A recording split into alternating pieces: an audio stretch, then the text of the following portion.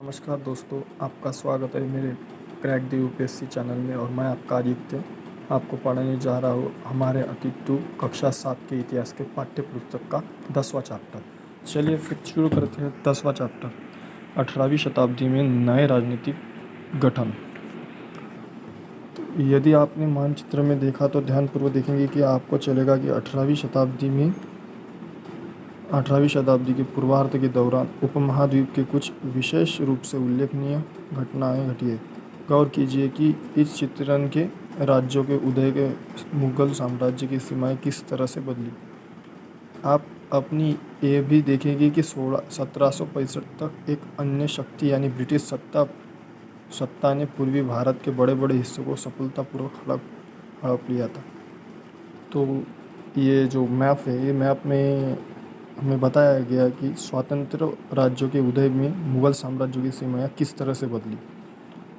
और ये भी देख लेंगे कि 1765 में अन्य शक्ति यानी ब्रिटिश सत्ता ने भी बड़े बड़े हिस्सों को सफलतापूर्वक हड़प लिया था, जैसे कि बंगाल हुआ, बम्बई हुआ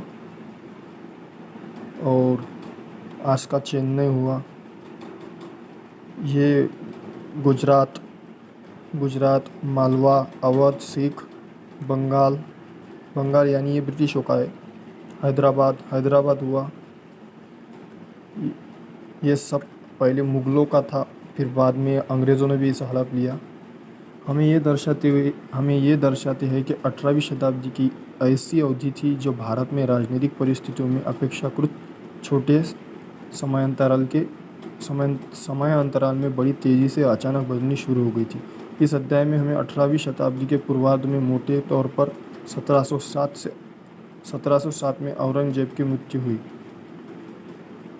हुई थी से 1761 जब तक पानीपत की तीसरी लड़ाई हुई के दौरान उपमहाद्वीप में उत्पन्न हुई राजनीतिक शक्तियों के बारे में पढ़ेंगे। यानी कि इस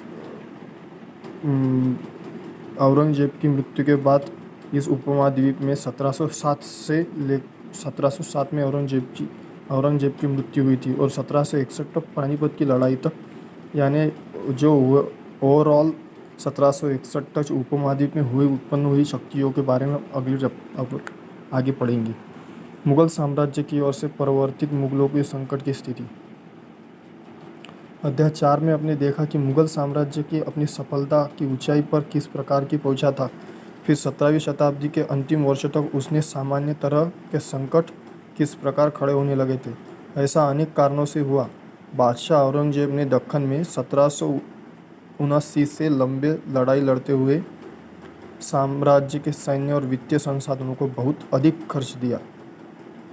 औरंगजेब के उत्तराधिकारी के शासनकाल के साम्राज्य में प्रशासन की कार्यकुशलता समाप्त होने लगी और मनसबदारों के शक्तिशाली वर्गों को वंश में रखना केंद्रीय सत्ता के लिए कठिन हो गया।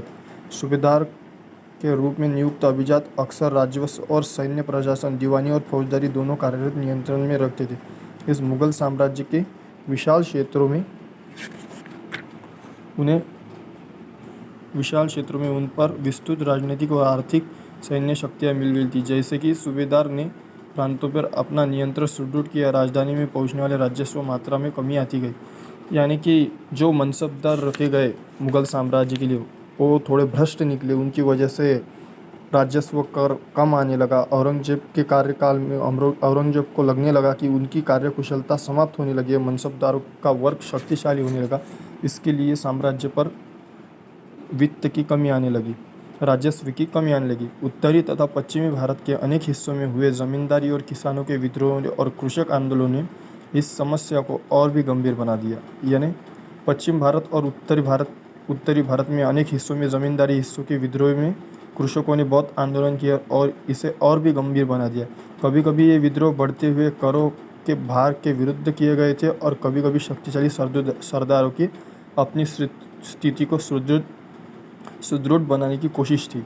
यानी कि कभी कभी ये कर के बारे में भी किसानों ने अपने आंदोलन खड़े कर दिए और ये जो मनसबदार है, इनकी शक्तिशाली बढ़ने की तारक सरदारों की शक्ति बढ़ने के कारण भी कभी कभी आंदोलन बढ़ते गए।